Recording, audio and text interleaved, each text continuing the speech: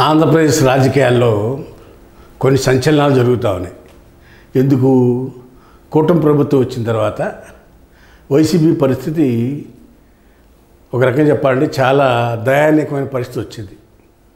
దాంతో జగన్మోహన్ రెడ్డి గారి మీద ఉన్న వ్యతిరేకత వలన అధికారంలో ఉన్నప్పుడు మాట్లాడలేని వాళ్ళంతా కూడా అధికారం పోయిన తర్వాత 1 by 1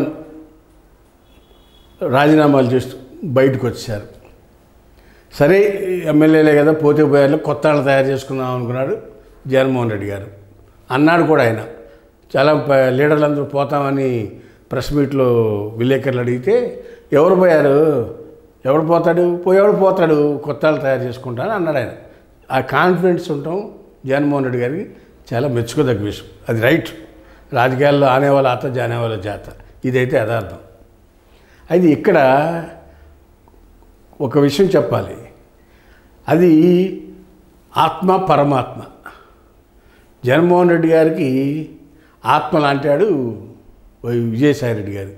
ఈయన పోతాం అనేది రాజీనామా చేసి పార్టీకి, రాజ్యసభ సభ్యత్వానికి రాజీనామా చేస్తాకి అంటేనే కార్యకర్తలు ఒక రకమైన అవి ఏదో జరుగుతుంది వైసీపీలో అనే భావన ఏర్పడతాకి అవకాశం ఉంది. ఎందుకు?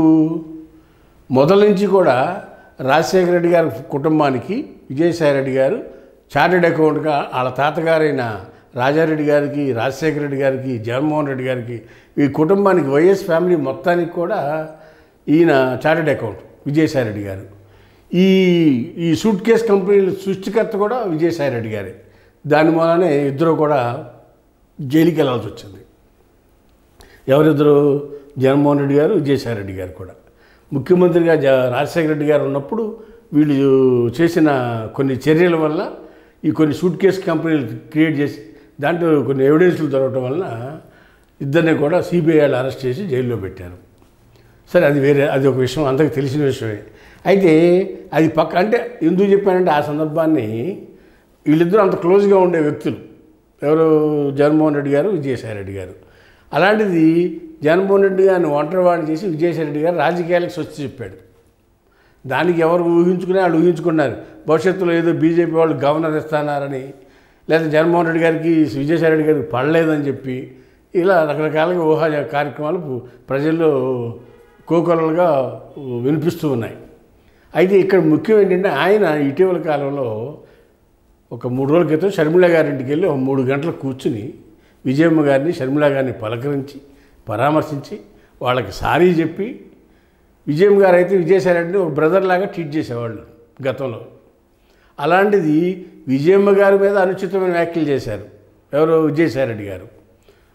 షర్మిల గారి మీద కూతురు లాంటిదో లేకపోతే మేనగోడ లాంటిది షర్మిల.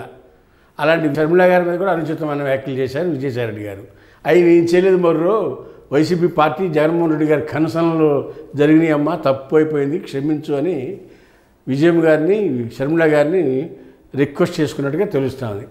అయితే ఈయన గతంలో జరిగిన తప్పులకి సారీ చెప్తాకి వెళ్ళాడనేది ఒక వర్షం. అయితే ఇక్కడ ఇంకో వర్షం కూడా ఉంది. అక్కడ కూర్చుని భోంచేసి మంచి చెడ్లు మాట్లాడుకుని, విజయమ్మ గారి కోరిక ఏంటి? నా కుటుంబం చిన్న భిన్నం అయిపోయింది, కొడుకు ఒక పక్క, కూతురు ఒక పక్క అయిపోయారు, అంతకుముందు అందరూ కలిసి ఉండేవాళ్ళు, దీనిన్నిటికీ పరిష్కార మార్గం ఏంటి? ఆ పరిష్కార మార్గం ఎతకమని విజయసాయి రెడ్డి గారికి చెప్పినట్టుగా తెలుస్తూ ఉంది. షర్మిల గారు కూడా ఆంధ్రప్రదేశ్ వైసీపీలో నుంచి బయటకు వచ్చి తెలంగాణలో పార్టీ పెట్టి, అక్కడి నుంచి బయటకు వచ్చి మళ్ళీ ఆ పార్టీ రద్దు చేసుకుని కాంగ్రెస్లో చేరి జగన్మోహన్ రెడ్డి గారి మీద దాడి చేశారు. 24 ఎలక్షన్లో ముప్పిడి దాడి చేశారు. దానికి కారణం ఏంటి? జగన్మోహన్ రెడ్డి గారికి, షర్మిల గారికి ఉన్న ఆర్థిక లావాదేవీల వల్ల షర్మిల గారు పట్టుదలగా జగన్మోహన్ రెడ్డి దించాలి అనే ఉద్దేశంతో పనిచేసినట్టు మనందరికీ తెలిసిన విషయమే.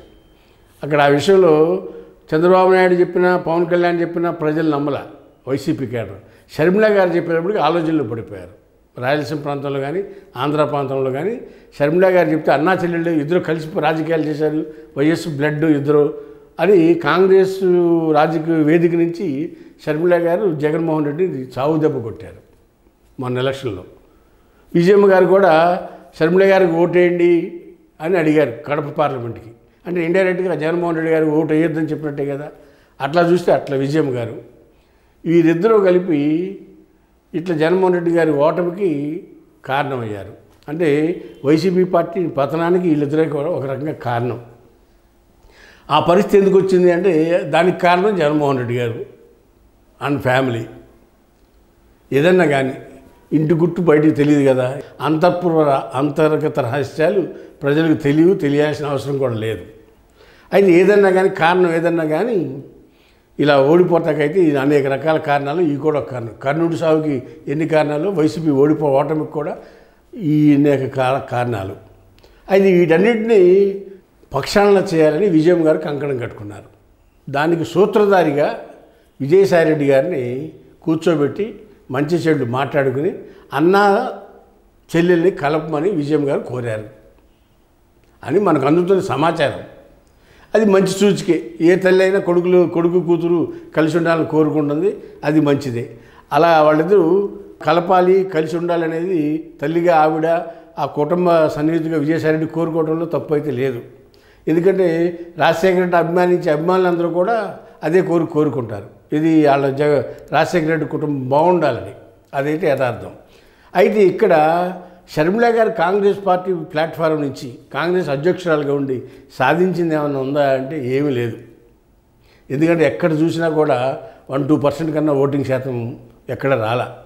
అంటే కాంగ్రెస్ పార్టీని ప్రజలు ఒక రకంగా మర్చిపోయారని చెప్పొచ్చు. ఈ 10 ఏళ్లలో కాంగ్రెస్ పెద్దలు చేసిన తప్పుకు 14లో బైఫర్కేట్ చేసిన స్టేటు విడగొట్టిన మానసిక బాధని ప్రజలు మర్చిపోలే. కాంగ్రెస్ని ఓన్ చేసుకునే పరిస్థితి కనపడట్లా. అలాంటి పరిస్థితుల్లో షర్మిల గారు కాంగ్రెస్లో ఉండి సాధించేది కూడా ఏమీ లేదు. అయితే షర్మిలాని జగన్ని కలపాలనే తాపత్రయం తల్లిగా విజయమ్మ గారికి ఉంది. వాళ్ళిద్దరూ కలిస్తే వైసీపీకి మంచి భవిష్యత్తు ఉంటుంది. ఎందుకంటే ఆ రోజుల్లోనే షర్మిల ఇంతమందిని పంపించే బదులు షర్మిల గారికి రాజ్యసభ ఇచ్చి ఢిల్లీలో కూర్చోబెడితే తప్పేంటి? కేసీఆర్ చేశాడు అదే పని, పక్కనున్న కరుణానిధి చేశాడు అదే పని. అది జగన్మోహన్ రెడ్డి గారు చేయలేపారు. దానికి కారణం తప్పిదం జగన్మోహన్ రెడ్డి గారే. ఎందుకంటే 14లో అన్నం వండిన బాణం అని చెప్పి ఆవిడ ప్రజల ముందుకెళ్ళి వైసీపీ పార్టీని బతికించింది, వైసీపీ కోసం పాదయాత్ర చేసింది. అంత వైసీపీ గ్రోత్లో విజయమ్మ గారిది, షర్మిల గారిది ఉంది. వాళ్ళిద్దరిని పక్కన పెడితే 24లో ఏం జరిగిందో మనం అందరం చూసాం. కాబట్టి షర్మిల గారిని మళ్ళీ తిరిగి వైసీపీ పార్టీలోకి తీసుకుని షర్మిల గారికి భవిష్యత్తులో అధికారం వచ్చిన తర్వాత రాజ్యసభకో లేకపోతే మంత్రివర్గంలోనో తీసుకుంటే వచ్చే తప్పేం లేదు. ఎందుకంటే చంద్రబాబు నాయుడు గారు ముఖ్యమంత్రిగా, లోకేష్ మంత్రిగా పనిచేయట్లేదా? అక్కడ తెలంగాణలో కొడుకు మేనల్లుడు అందరూ పనిచేయలేదా? అలాగే కలిసి పనిచేసుకోవచ్చు. ప్రజల యాక్సెప్టెన్సీ వస్తుంది. ఎందుకంటే షీఈజ్ ప్రూవ్డ్ లీడర్.